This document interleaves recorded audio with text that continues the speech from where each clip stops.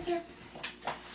So we're going to talk for about 15 minutes today on whatever subject you want to talk about. So what would you like to talk about? So let's go ahead and talk about my interviews that I've been having recently. Okay. It's for, the job is for Home Depot. I'm going to be working in the garden section. I've already had a phone interview and one face-to-face interview, and I work here in Salem, and this job is for the Beaverton one. So it kind of irritates me that I have to keep commuting and taking off days off work to meet their expectations, and I don't even know if I'm going to get the job. So you're irritated? Yeah. Yeah, you could say that. I'm a little bit irritated. So with these interviews, they're calling you and asking you when you would like to interview, or how is the process? Yeah, at first they asked me when I can schedule my time off, and the first time I took the Friday off, and then I went back to work after the interview from Beaverton to Salem. The second interview, I have to go tomorrow on Sunday, which kind of stinks because it's on my weekend, and I like to just relax. You like to relax on your weekends? Yeah. Yeah, because I work with the special ed department at a high school, and it's very stressful at times. And I definitely like my days off, because that's my refresher, and I can come back to next week and hit it hard. Okay. So you feel like your weekends are very relaxing? Yeah. Yeah. Yeah, I like to just relax. Like at home, I don't like to really do much because I'm always on the go and very active at my job. So what kind of things do you like to do that relax yourself? Play video games, go play frisbee golf, hang out with friends, go wine tasting. How do these things make you feel when you're doing them? Good. Mm-hmm. Definitely feel like I'm experiencing life out of my job. So back to your frustration that you feel with the whole interview process. Can you tell me more about your feelings and your frustrations? Yeah, mainly is the fact that I don't even know if I'm going to get the job, and they're making me commute all this time. It takes time out of my weekend or my weekdays. It takes away from my free time. It also, it's just like, how many interviews does it take, you know? This is the first job I've ever had to do more than one interview. I've already done the phone interview, the first face-to-face, and then tomorrow I'll have to go commute. So the commuting is frustrating for you? Yeah. Okay.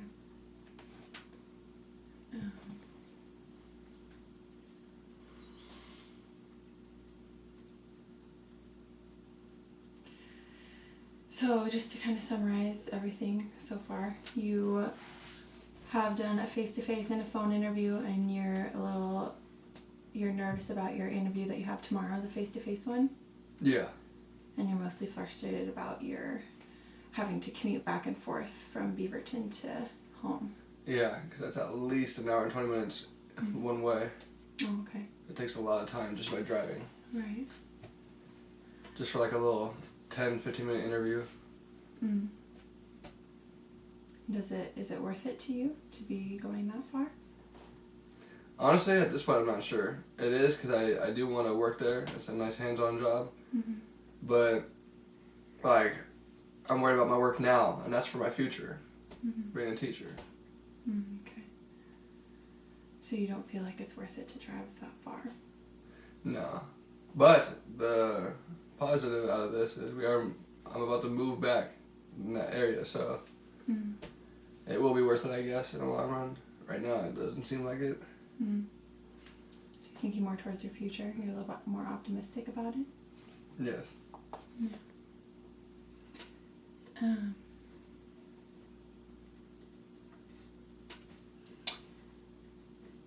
Sorry, I'm going to take a pause for a second.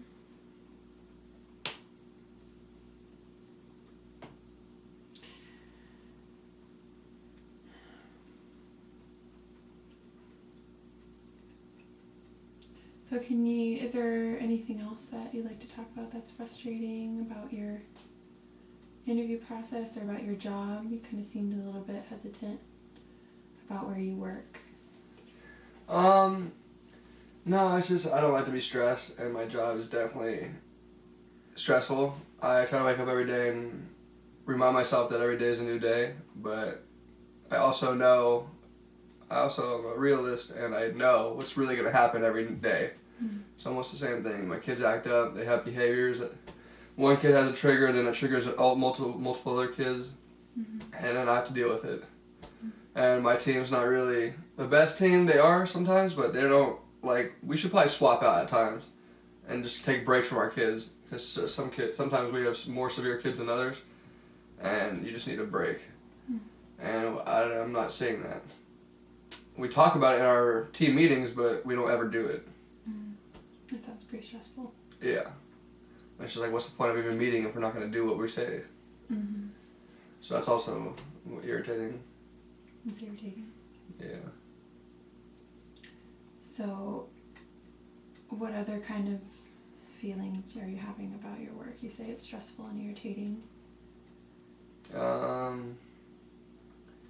Yeah. Sometimes there are very few days that are easygoing. Mm-hmm. Mainly Fridays, I would say, because it's popcorn days. Our kids sell popcorn. They make decent money, and it takes up a lot of the day, and it's all fun. Because part of the problem is these kids don't like transitioning because they're all autistic, Mm-hmm. and they also have trouble taking orders from people, which, I mean, who doesn't? But they can't control their feelings, so that's kind of a problem. As well as certain kids just don't like to do anything at school. They don't even want to be there, honestly. They just want to be, because I feel like they're homesick, so a few of them are babied, but they're from mothers, they're, how would you say, mama's boy. Mm-hmm. Yeah, and when I'm working with them, being I'm not a woman, not to be sexist, he just works better with women. And I don't know if it's because I have a deep voice, or it's because the way my body language is, or if it's the way I look, but yeah, I have a little harder time working with him. But with the women coworkers that I watch them, he loves them. He tries to hug them, he kisses them, he tries to sit on their lap. Stuff he would do with his mom. But yeah, so there's that. Then Tell me how you feel when that kind of thing happens. it sucks because I always try to have a daily goal that I try to accomplish, and if I don't accomplish that, it makes me feel like a failure, and that bugs me, even though I know I'm not, because the kid himself is the challenge. It has nothing to do with me. I'm just there to try to fix something. But it just sucks when I don't see improvement in a day, so that kind of wears me down. So it's a little frustrating to see that he's being like that? Yeah, as well as this job takes a lot of patience. And honestly, coming in a job I didn't have much patience, and now I definitely have patience, but there's still a line that once someone crosses, it's hard to come back. Mm-hmm.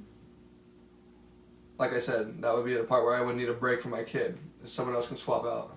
Mm-hmm. You think that would help? Most definitely. Mm-hmm. In what way? By me taking a break from the kid who's causing trouble, as well as I can go work with I would say, easier going student that would make it not stressful, and I would see improvement in them. And then maybe once I recuperate and regain myself together, I can swap back and take my kid and continue with the day. Okay. So when you were saying how the boy likes to or reacts a little bit more positively to the women that you work with, and you feel a little bit like you're not doing the right thing with the boy, can you tell me a little bit more about that? The challenge for myself with him specifically is I try to do different techniques every day, just because he likes to manipulate people as well, and I can tell when someone's manipulating me or trying to, so I'll try to reverse it and use reverse psychology and manipulate them into doing what I want, but they're gonna get rewarded somehow. So it's almost like positive reinforcement without them knowing it. Okay. Like, if you do this for 10 minutes, you can go take a 10-minute break. You work for 10 minutes, you can go push a cart for 10 minutes, or we can go outside for 10 minutes. Something that each kid likes different things, so whoever I'm with, that's what I'm going to do with what they like. that's a reward. But if they don't earn it, or if they almost earn it and then they mess up, it restarts. And I'll do that all day.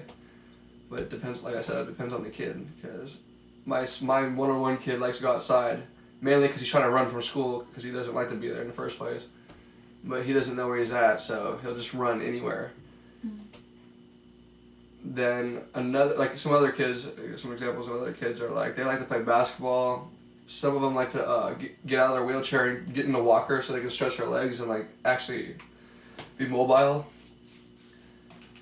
So yeah, so I try to mix it up.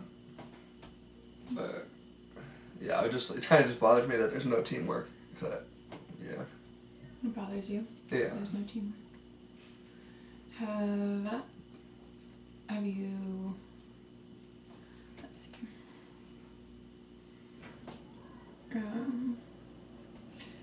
When there's no teamwork, how do you feel if there's no teamwork? I feel frustrated because also some of our coworkers snap at each other eventually. Like if they let it build up, which again, that would help if you just swapped kids for a little bit. We all need breaks other than the required mandatory break from the state. We only get 2 of those a day that are 15 minutes, and we get a half an hour lunch for a 6.5 hour day. The 8-hour workers get 3 breaks and a 30-minute lunch, which makes sense, but I would definitely like another break at least. Because these kids are definitely more challenging than general ed students. I do love them dearly, but yeah, it's just it's a lot of hard work. Yeah, sounds like a lot of hard work. Yeah. Is there anything else on your mind that you'd like to talk about your work or about the interview that we were talking about before? I would just like to mention that, going back to the teamwork, when we have our team meetings, our supervisor, which is we're assistant teachers, the supervisor is the actual teacher with the license, and she just watches over us. Our actual supervisor is the assistant principal in the school, Chad Barks. And, yeah, so we're supposed to answer to him, but when we have our team meetings, I always ask the teacher, like, let's do this, let's do that, and she's all for it. She's always down to try new things, too. And some things they do get done, but yeah, like the swapping, that's like the main thing, and I feel like that's the only thing that would actually help our team a lot. Because people do get heated, then we snap at each other, and then when we're snapping at each other, it might trigger a kid. Then if we have a triggered kid, then they might trigger other kids, and it's just a domino effect. And that's always fun. No. Some sarcasm? Yep. How does that really make you feel? Obviously it doesn't sound I'm laughing now, but during the time, or the present time when we're dealing with it, I would say it's stressful, but it gives me a little anxiety. Stressful and you get anxious? Yeah, I get very anxious because I'm trying to perfect my job, as well as if I have to pick up slack from someone else, especially if I'm getting it, like, yelled at from them, it makes me not want to help them and want me to just give them my kid. Okay. So that kind of sucks, but gotta just regain myself and stay together. So far from our time's up, but I'm just going to summarize what we've been talking about today. Let me know if I get anything wrong. So when you've been doing interviews for your Home Depot summer job, and you're frustrated with having to taxi back and forth from Beaverton to home, and with your current job, you enjoy the work that you do, you see value in the work that you do, but you are frustrated with your coworkers and your guys' teamwork together, and your communication is not very great, even when you do meetings and stuff like that. Does that sound about right? Yeah, that is correct. And you're bothered by the connections that the kids seem to be making with the female staff rather than yourself. Yeah. It doesn't so much bother me because that's just how they grew up. Okay. It's just more challenging when I'm with them because I'm not a woman. Okay. Well, thank you very much. Thank you for your time.